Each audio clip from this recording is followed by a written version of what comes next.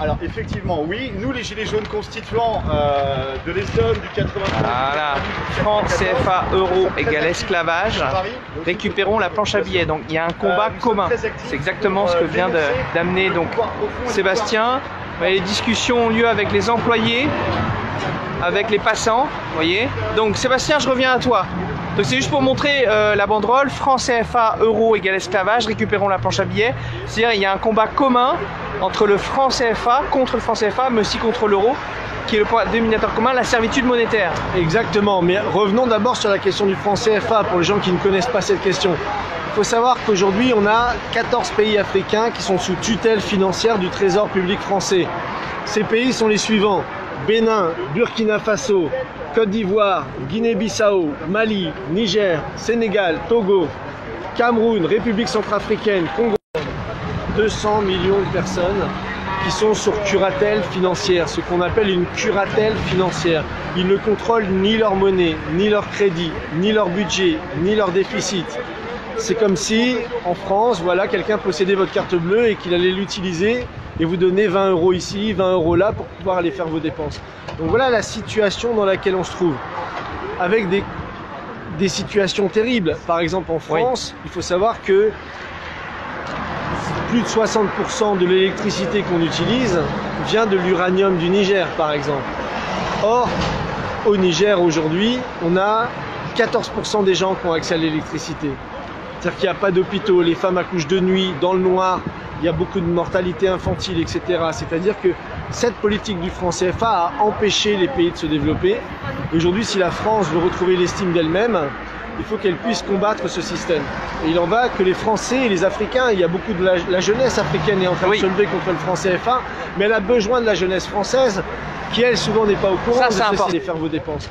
Donc voilà la situation dans laquelle on se trouve, avec des situations terribles. Par exemple en France, il faut savoir que plus de 60% de l'électricité qu'on utilise vient de l'uranium du Niger, par exemple. Or, au Niger aujourd'hui, on a 14% des gens qui ont accès à l'électricité. C'est-à-dire qu'il n'y a pas d'hôpitaux, les femmes accouchent de nuit, dans le noir, il y a beaucoup de mortalité infantile, etc. C'est-à-dire que cette politique du franc CFA a empêché les pays de se développer. Aujourd'hui, si la France veut retrouver l'estime d'elle-même, il faut qu'elle puisse combattre ce système.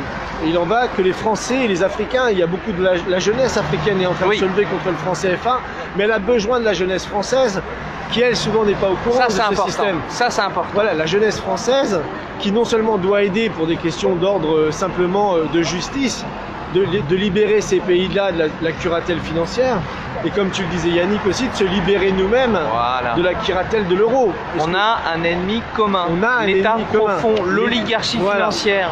Elle n'a pas de frontières, elle est mondialiste, elle est aussi bien présente en Afrique que chez nous en Europe. Exactement, d'ailleurs. Ce que dénonçait Tshilhang Pouemi sur le franc CFA, ça vaut aujourd'hui pour l'euro. Son existence à l'euro ou au franc CFA dépouille les États de leur souveraineté monétaire. Et aujourd'hui, les pays de l'Union européenne sont dans la même situation que les 14 pays d'Afrique qui sont soumis à cette tutelle du franc CFA. Donc, euro, CFA, même combat.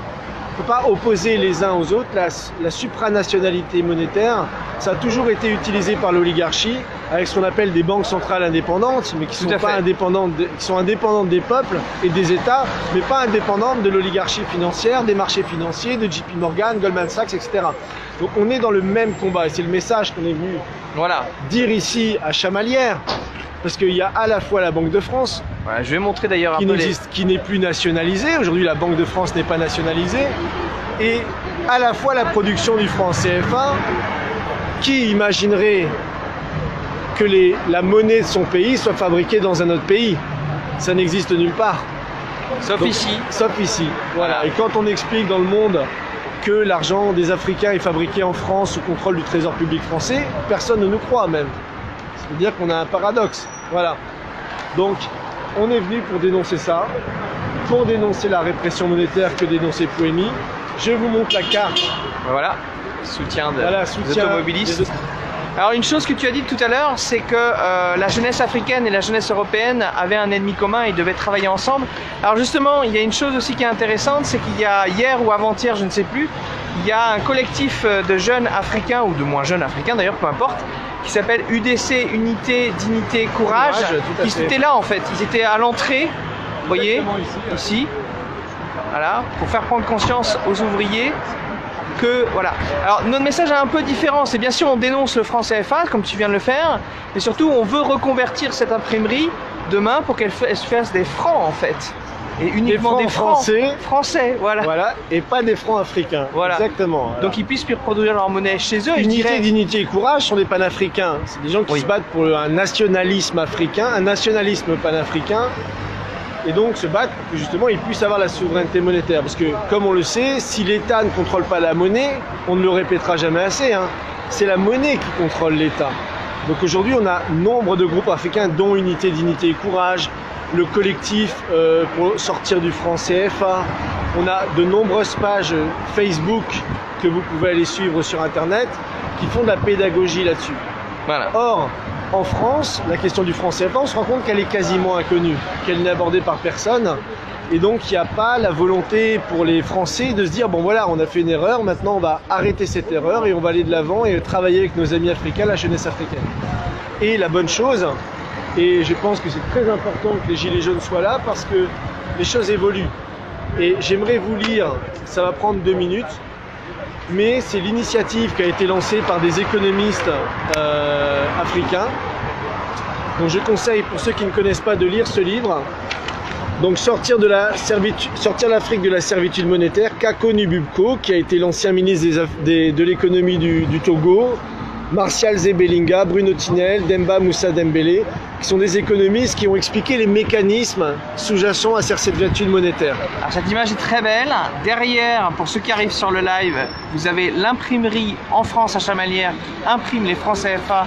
Et à Paris, les taux de change de cette monnaie qui concerne donc 100 millions, 150 millions d'habitants en Afrique sont définis à Paris contre leur développement. Et là, on brandit ça. Sortir l'Afrique de la servitude monétaire. Voilà, ça c'est important. Voilà. Et donc ces économistes, Kako Nububko et d'autres, viennent de organiser les premiers états généraux sur la question du franc CFA, donc au Mali.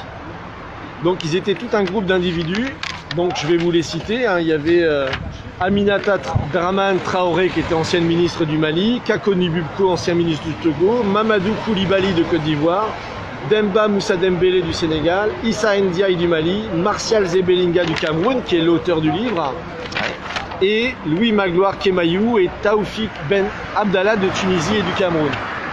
Donc ils ont publié pour la première fois un appel qui fait le point